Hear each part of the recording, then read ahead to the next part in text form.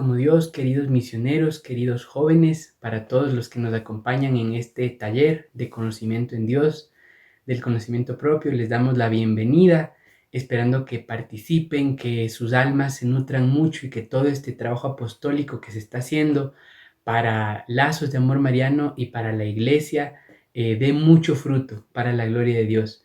Les invito a que empecemos haciendo una oración, aprovechando que acabamos de celebrar este domingo la fiesta de un santo muy querido para nosotros, San Francisco de Asís, para que le pidamos al Señor con unas palabras de este amigo nuestro del cielo.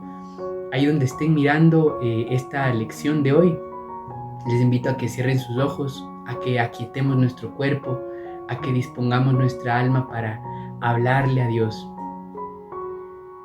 Oh alto y glorioso Dios, ilumina las tinieblas de mi corazón. Dame fe recta, esperanza cierta y caridad perfecta, sentido y conocimiento, Señor, para que cumpla tu santo y veraz mandamiento. Espíritu Santo de Dios, te suplicamos que vengas a hacer tu obra profundamente en todas aquellas almas de jóvenes, también de adultos, de niños, de todas las personas con las que tú quieras llegar con este anuncio del Evangelio, con este taller que hemos hecho para tu gloria, que estamos haciendo con la ayuda de la Santísima Virgen María. Espíritu Santo, sé tú el protagonista, háblanos y ayúdanos a escucharte. Nos cubrimos y sellamos con tu sangre preciosa, Señor Jesús, todos los medios de comunicación, tecnológicos, dispositivos, redes de internet que vamos a utilizar, todos los misioneros que estamos participando, todas las almas que van a escuchar, para que, protegidos con tu sangre preciosa y en tu amor, Señor Jesús, esto sea para mucho provecho espiritual y para tu gloria. Virgencita, gracias por ser nuestra mamá. Acompáñanos siempre. Amén. En el nombre del Padre, del Hijo y del Espíritu Santo. Amén. ¿Quién como Dios? Nadie como Dios. Bueno, me presento. Seguramente en el país tan querido para nosotros de Colombia hay muchos que no tienen idea quién es este que les está hablando. Yo soy de Ecuador, de pronto se dieron cuenta por mi hablado. Me llamo David Enríquez, desde Quito, Ecuador. Por gracia de Dios me han pedido colaborar con esta lección y estamos muy contentos de participar. Acá también estamos trabajando con los jóvenes, entonces contamos con sus oraciones. Por contarles algo acerca de mí, me consagré a la Virgencita en el 2011, tratando de vivir mi consagración. Soy misionero, feliz de estar en esta hermosa comunidad, buscando hacer la voluntad de Dios cada día, con las luchas que eso implica, pero por gracia de Dios, con la ayuda de la Virgen, de nuestros santos del cielo y de nuestra comunidad, caminando, gracias al Señor. Muy bien, ¿cuál es el objetivo de esta clase de hoy? Vamos a hablar acerca del conocimiento propio, de la importancia que tiene y de los obstáculos que nos vamos a encontrar cuando empecemos a trabajar en el conocimiento propio. Entonces, para hablar de esto quisiera empezar hablando un poquito acerca de por qué estamos aquí, de cuál es el sentido de nuestra vida. Porque resulta que nosotros, los seres humanos, no existimos de accidente, de casualidad. Fuimos creados por Dios y Él nos creó con un fin, con un sentido. Nos dice el Catecismo de la Iglesia Católica que el sentido de la vida del hombre es conocer, amar y servir a Dios.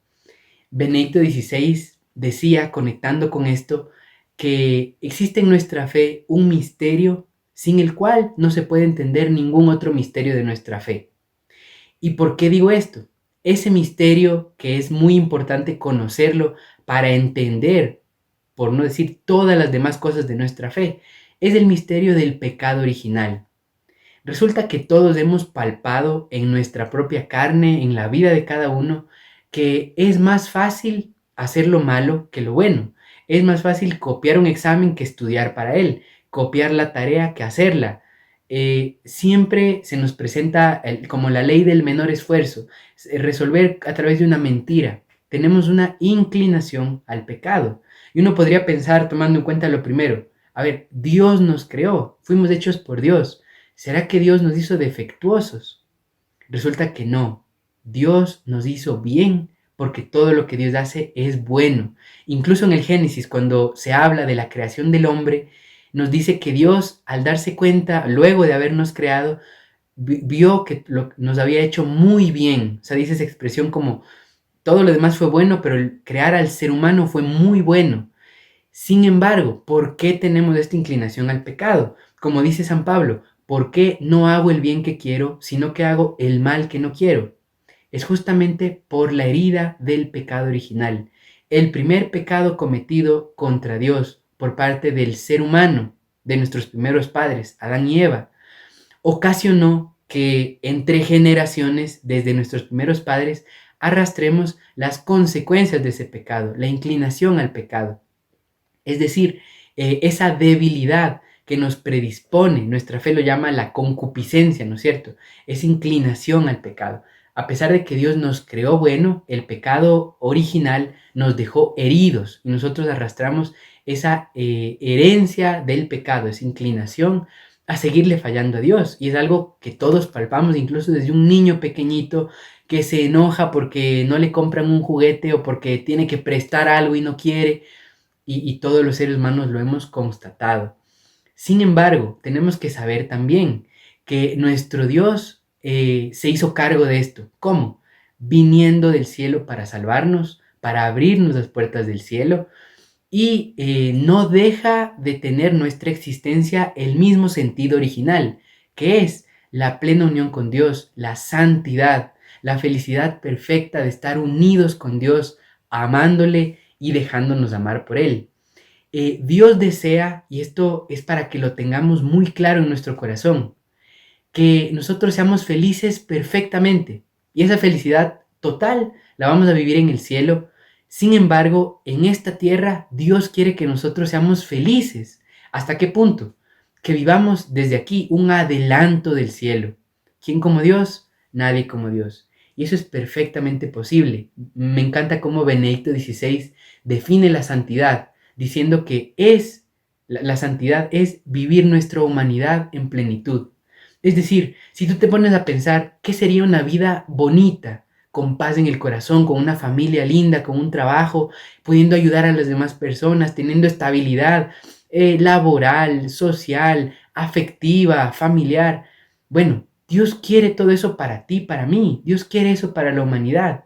El problema está en que justamente tenemos esta inclinación al pecado y el mundo de hoy ha direccionado todo para seguirse alejando de Dios. Entonces ese camino que Dios trazó para nosotros se queda cada vez más de lado. Y por ese motivo el mundo está como está. No significa que si te acercas a Dios se desaparece el sufrimiento. En esta vida terrena siempre va a haber sufrimiento, pero con Dios incluso eso es llevadero, es santificador y se puede hablar de una verdadera felicidad, no solo de momentos de alegría, sino de una felicidad real. ¿Quién como Dios? Nadie como Dios. Entonces, ya que hemos dicho un poquito acerca del sentido de la vida del hombre, que está en Dios, conocerlo, amarlo, servirle, que Dios nos ha creado para la santidad y tenemos esta herida del pecado original como que nos frena en ese camino a la santidad. Bueno, resulta que para ser santos es indispensable conocerse a sí mismo. Es necesario que nos conozcamos a nosotros mismos. Y de pronto, antes de estar en los caminos del Señor, hemos escuchado algo acerca de conócete, descubre algo que hay en ti, de pronto hasta con tintes de nueva era. Y uno podría a primera vista decir, pero esto que me van a decir si es algo católico. Por supuesto que sí. Resulta que los santos han trabajado en el conocimiento propio. Y es necesario para ser santos conocerse a uno mismo. Vamos a explicar a continuación por qué motivo. Pero miren, todos los que están en el cielo se han conocido a sí mismos. Y así también podríamos decir, todo el que se condena terminó su vida terrena, murió y lastimosamente se condenó, teniendo una idea falsa acerca de sí mismo, creyendo que era más bueno de lo que en realidad era, o quizás creyendo que era malo y estaba condenado desde la vida terrena para perderse. Una idea equivocada de la realidad de cada uno. Entonces el conocimiento propio es sumamente importante. Conocerse a uno mismo, conocer las cualidades que Dios nos dio, los dones que el Señor nos ha regalado, como pensando primero en lo bueno. nuestro temperamento, las cosas buenas que Dios nos dio, a qué estamos inclinados, las virtudes que naturalmente nosotros podemos expresar, vivirlas, y conocer todo eso para estar agradecidos con Dios, para ser conscientes de que todo eso Dios nos lo ha dado, de no creernos grandes, independientes, capaces por nuestra propia cuenta, sino que reconociendo que todo eso es don de Dios. Al mismo tiempo, conociendo esas buenas cualidades que Dios nos ha dado, empezar a explotarlas para el servicio de Dios, para ayudar a que otras personas también se encuentren con Dios y lleguen al cielo. Utilizar esos talentos, esas habilidades. Les pongo ahí un ejemplo de cómo es importante conocerse uno mismo, saber qué dones Dios le ha dado para explotarlos para el mismo servicio de Dios. Explotarlos en el buen sentido de la palabra, utilizarlos, poner esos talentos, como habla el Señor en el Evangelio, al servicio de la gloria de Dios y de la salvación de las almas. Muchos deben conocer estos escritos maravillosos de Tolkien, del autor del Señor de los Anillos, y pensando en este personaje que es muy hábil con el arco y la flecha, Legolas, yendo a una batalla, y él tiene una habilidad muy grande con esta arma, acaba con muchos enemigos, es muy ágil, etc. Pero qué tal que él, llegando a la batalla, se pusiera a pensar, ¿será que yo sí tengo que pelear con el arco y la flecha? Y ve, los otros pelean con espada, con martillo, con puños, y yo el único con arco y flecha. Y que le entren esas dudas. Sería absurdo. Si Dios le dio ese talento, pues hay que usarlo. Lo mismo en nuestra vida. Si Dios te dio el talento de pensar, de hablar, de caminar, de ser agradable con la gente, de ser carismático, de predicar, de hacer oración o de escucharle a las personas, el talento que Dios te haya dado, la paciencia, cualquier don natural o sobrenatural que el Señor te haya regalado, es justamente para que tú seas consciente de eso, no te niegues, no digas, Dios te dio el don de cantar hermoso, y tú digas, uy, no, es que me voy a hacer muy soberbio, si canto lindo, si canto mejor que otro, qué soberbio, entonces mejor no canto. Error. Tienes que reconocer con los pies en la verdad que Dios te dio un don. Bueno, úsalo para la gloria de Dios y para la salvación de las almas. Pero así también para conocer aquello en donde fallamos, la parte negativa, digamos así, conocer nuestras debilidades, nuestros errores pasados, nuestras debilidades actuales, nuestros vicios, pecados, malas inclinaciones, para así darnos cuenta de la inmensa necesidad que tenemos de Dios. Esto igual por explicarlo con un ejemplo, ustedes deben haber visto estos documentales de la vida salvaje y la naturaleza, cuando está por ahí, por ejemplo, una gacela, un animalito herbívoro, un mamífero, que está por ahí comiendo césped y un guepardo, un depredador, comienza a acercarse muy sigilosamente, sin que su presa lo escuche. Y la gacela está ahí comiendo césped y el momento en que se da cuenta que está en peligro, apenas se da cuenta, cae, o sea, hace conciencia de que ahí hay un depredador muy cerca, ¿cómo reacciona? Sale corriendo. Más allá de que logre huir o no, sale corriendo. Apenas se dio cuenta de eso, empieza a moverse. Bueno, podríamos decir que el conocimiento propio de la parte mala, débil, negativa de nosotros funciona de la misma manera. Si nosotros no nos conocemos, estamos tranquilos. Pero el momento en que comenzamos a conocernos, eso nos pone en movimiento. Inmediatamente nos direcciona hacia Dios, porque nos damos cuenta de que le necesitamos, de que sin Él no podemos nada, no somos capaces de nada, y esa es la realidad. Los santos que han llegado al cielo se han dado cuenta, es que sin Dios no puedo nada y no soy nada. El mayor ejemplo de esto, la Santísima Virgen María. Soy la esclava del Señor. Se sentía totalmente indigna y Dios la pone como la reina y señora de todo lo creado. ¿Quién como Dios? Nadie como Dios. Muy bien, para este tema tan importante que estamos empezando a hablar del conocimiento propio, resulta que existen algunos obstáculos. Vamos a hablar de unos poquitos de ellos. Para empezar, la presunción, la soberbia. ¿Por qué motivo? Porque por el pecado de la soberbia, de esa ceguera espiritual que nos hace creer de uno mismo algo diferente a la verdad, es que un alma se puede perder. Y el primer ejemplo histórico que sabemos de esto, por la revelación universal, es el de aquel ángel que se llamaba Luzbel, que era la luz bella del cielo, pero que al mirarse a sí mismo Nos dice Sor María de Jesús Agreda, una santa mística impresionante, que él al mirarse a sí mismo se enamoró desordenadísimamente de él mismo. Y luego al mirar a Dios, hacía lo mismo que los otros ángeles en un inicio, de adorarle a Dios, de decirle que le amaba, de agradecerle por haberle creado, pero con un pesar, porque se había enamorado de él mismo. Y él se miraba y decía, qué lindo que soy, qué hermoso. Es una cosa muy desagradable. Pero si nos ponemos a pensar, esa es la soberbia que se nos ha embarrado en el corazón a todos. Y Luzbel comenzó a mirar a Dios con desprecio, con envidia, diciendo, ¿y por qué le adoramos a Él si yo también soy hermoso? ¿Y por qué todos piensan en Él y le miran a Él? Deberían también pensar en mí, mirarme a mí. Y comenzó a querer ponerse en el lugar de Dios.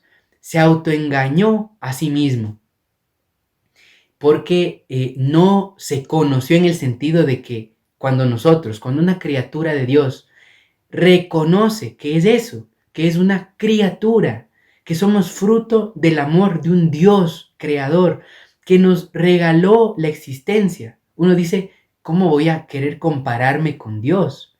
Eso es justamente el antídoto a la soberbia. Reconocerme creado, reconocerme hijo, reconocerme necesitado de Dios. Y miren que esta es una tentación presente en la vida de todos los hombres. Vemos en un pasaje del Evangelio que esta mística preciosa, María Valtorta, lo cuenta con mucho detalle. Ustedes deben recordar ese pasaje cuando el Señor se sube a la barca con los apóstoles, se queda dormido, empieza una tormenta, los apóstoles se asustan, Pedro va y despierta a Jesús y le dice, Señor, sálvanos que nos vamos a ahogar. Y Jesús se despierta, calma la tormenta y los reprendió por su falta de fe. Cuenta Sor María de Jesús, María Valtorta, que cuando estaban subiendo a la barca, Jesús iba a coger unos remos para ayudar y se le acercaron unos apóstoles, Juan, Pedro, por ahí a decirle, no señor, tranquilo, nosotros subimos. Y Jesús iba a ayudar a cargar las redes y le dijeron, no, Jesús, tranquilo, súbete al barco, espéranos, ahí ya vamos a empezar. Y Jesús le cuenta a María Valtorta que en el corazón de los apóstoles al hacer eso había dos sentimientos. El primero era un sincero deseo de decir, Jesús, tú eres Dios al que amamos, por favor, siéntate y descansa y nosotros hacemos el trabajo pesado. Un sincero amor, era un sentimiento. Y el otro sentimiento era, Jesús, tú eres carpintero y nosotros pescadores. Mucho ayuda el que poco estorba, siéntate que nosotros somos mejores para hacer esto. Es decir, al propio Jesús lo menospreciaron en sus capacidades, siendo Dios, porque ellos confiaron más en sus capacidades propias que olvidándose que eran regalo de Dios. Y le cuenta a Jesús a María Valtorta que el segundo sentimiento era mayor que el primero, que ellos en ese momento confiaron en sus capacidades. Entonces Jesús, con toda la misericordia para enseñarles de este error, se subió a la barca y se durmió y permitió que sientan ese miedo. Necesitamos de ti, Jesús. Y qué linda la reacción del Señor. Si hubiera sido uno de nosotros, hubiera dicho, ven que sí me necesitaban. Pero Jesús, ¿cómo reacciona? Con alegría de que volvieron a mí, a dirigirse a mí. Y enseguida les ayuda y les enseña. ¿Quién como Dios? Nadie como Dios. Entonces a eso estamos inclinados. Dios nos ha dado unas capacidades, unos talentos, habilidades, dones. Y tenemos la inclinación soberbia de confiar en esas habilidades y no en Dios que nos las regaló. Entonces ahí está ese peligro de la soberbia. Por eso la importancia de conocerse, conocer los dones que Dios nos ha dado y conocer que son de Dios, que Él nos los ha dado y que son justamente para la gloria de Dios y el bien de las almas. Esa herida del pecado nos inclina a confiar en nuestras capacidades. Por eso es necesario el conocimiento propio para reconocer que eso lo tenemos porque Dios nos lo dio. Primera de Corintios 4, la parte final del versículo 7, dice San Pablo, ¿qué tienes que no hayas recibido? Y si lo recibiste, ¿por qué te glorías como si no lo hubieras recibido? Palabra de Dios, te alabamos, Señor. Otro obstáculo con el que tenemos que enfrentarnos para el conocimiento propio y encaminarnos a la santidad es el activismo y el ruido. Miren aquí qué lindo pensar en este Papa bueno que tuvimos hace no mucho tiempo, el siglo pasado, San Juan XXIII. Y él les decía de pronto a nuestros abuelos, bisabuelos: jóvenes del mundo, piensen. Y luego terminó: en lo que sea, pero piensen. ¿Por qué? ¿Por qué decía estas cosas?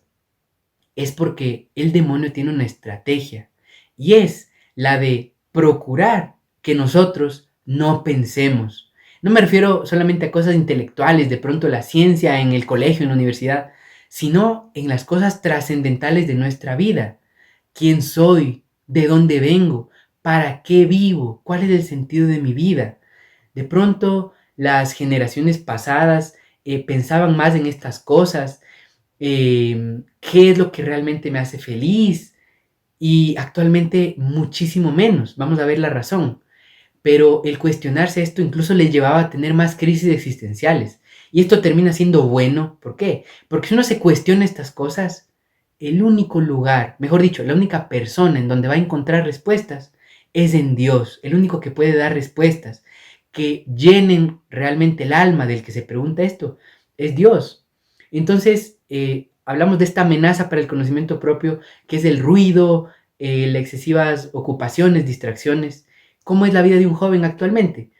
Amanece, se despierta y enseguida a la pantalla del celular, a revisar sus redes sociales, qué nuevas cosas han publicado sus amigos o qué va a publicar él, responder mensajes.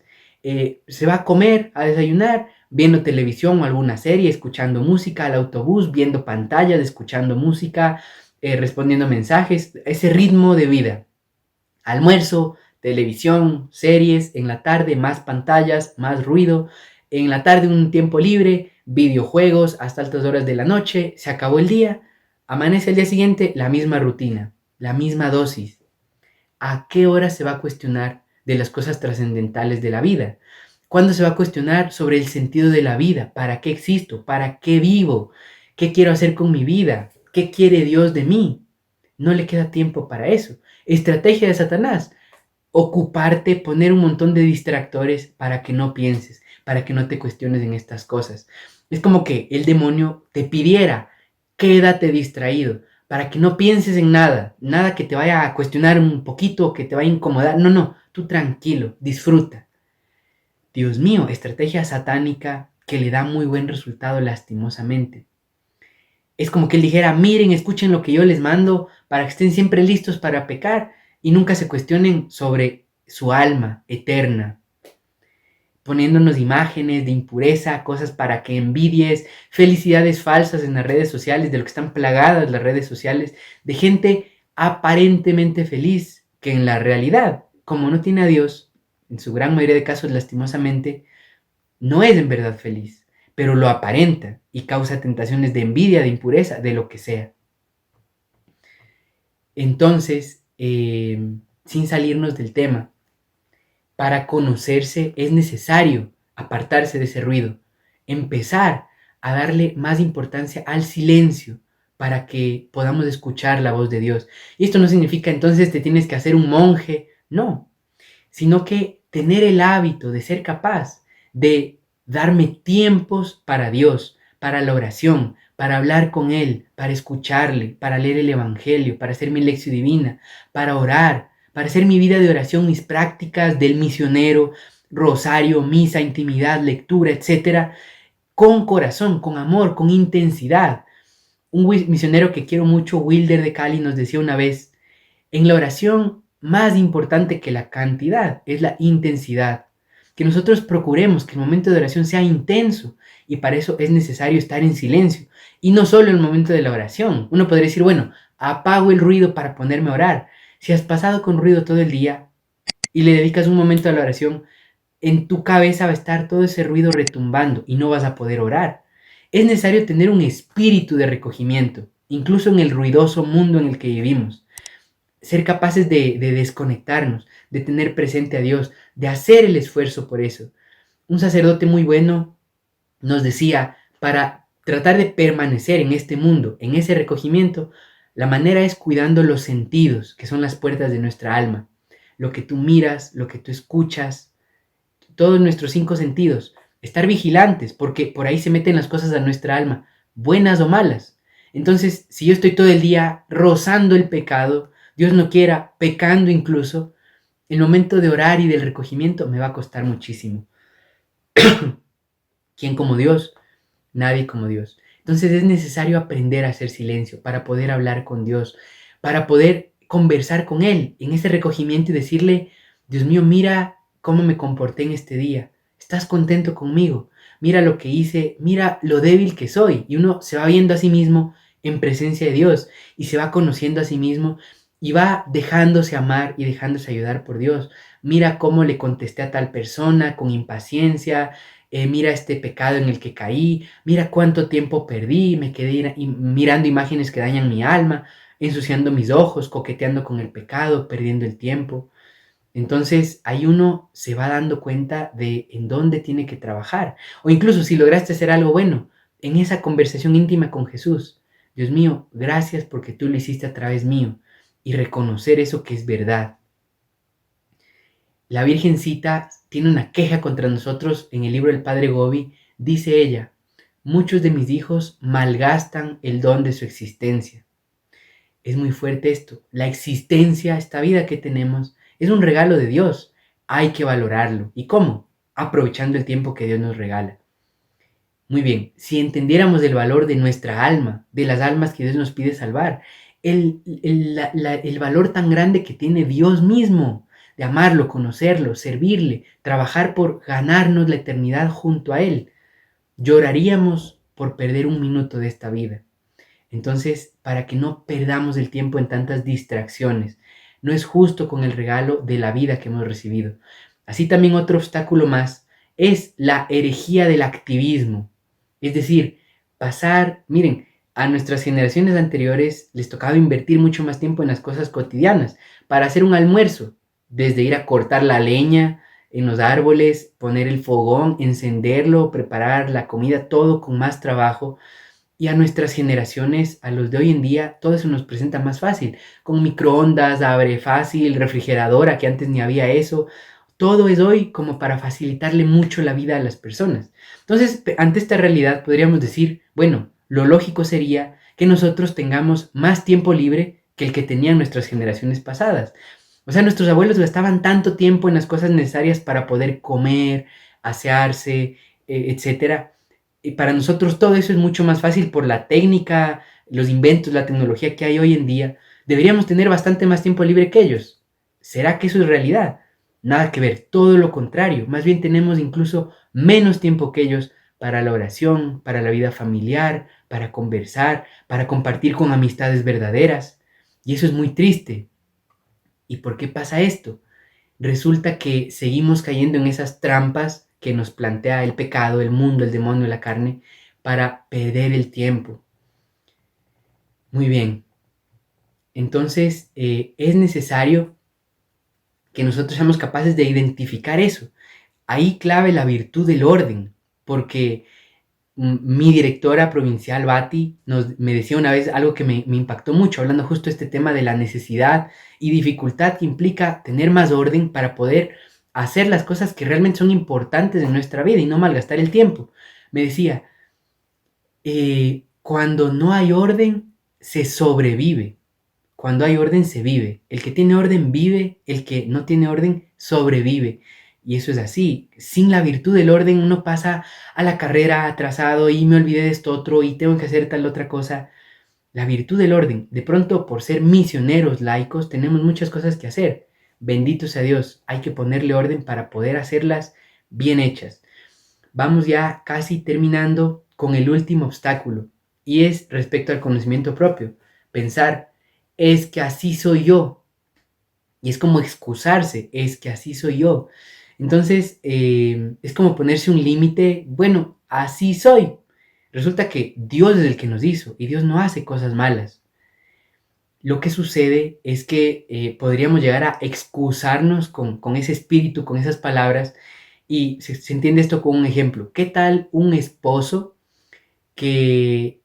un joven que está para casarse y es alcohólico, tiene el vicio del alcoholismo, y él coge y le dice a su esposa, a su prometida, que se va a casar, bueno, yo te amo mucho, yo quisiera que nos casemos, pero pilas, ojo, tú sabes que yo soy alcohólico, tú me conociste así, a mí me gusta mucho tomar, entonces tú me tienes que aceptar tal como soy, no me puedes juzgar, a mí me gusta eso, es muy importante para mí, y tú me tienes que aceptar tal como soy, es que así soy yo.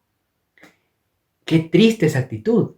Qué distinto sería si este joven que se va a casar le dice, mira, yo te amo, quiero que nos casemos, y como te amo no te quiero hacer sufrir. Yo tengo este vicio, pero lo quiero erradicar de mí, lo quiero trabajar, lo quiero eliminar.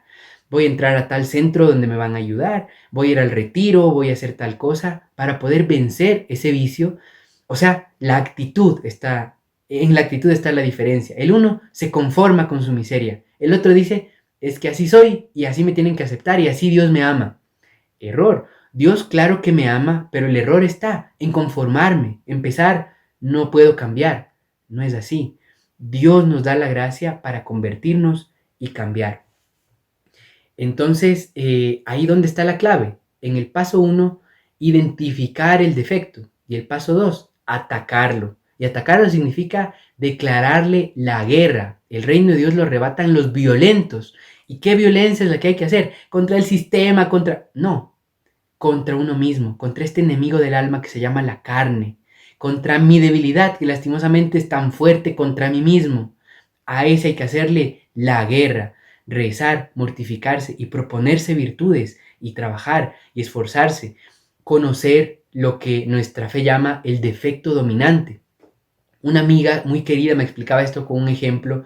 Es como si nuestra alma fuera un castillo y Dios ha puesto una muralla que protege el castillo, pero permitió que haya una puerta.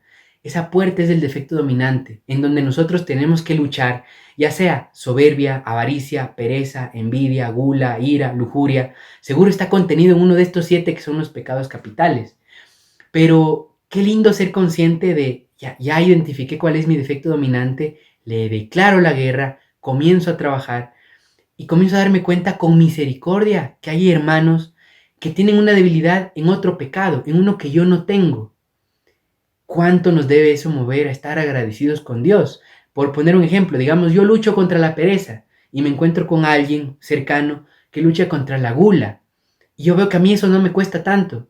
Dios mío, gracias porque tú me has protegido en ese otro pecado. Porque si tú no me sostuvieras, ¿qué tal ser débil de todas las cosas? O de más de una nada más. Pero el Señor nos permite tener un defecto dominante al que tenemos que lucharle para darle gloria a Él.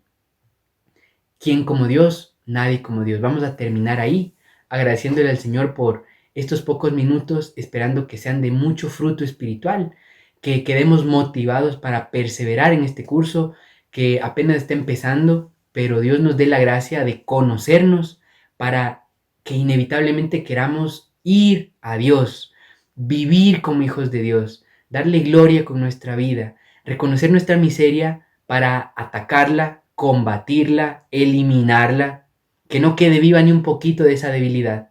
Y al mismo tiempo los dones que el Señor nos ha dado, ponerlos al servicio del amor, de la caridad. Gloria al Padre, al Hijo y al Espíritu Santo, como era en el principio, ahora y siempre, por los siglos de los siglos. Amén.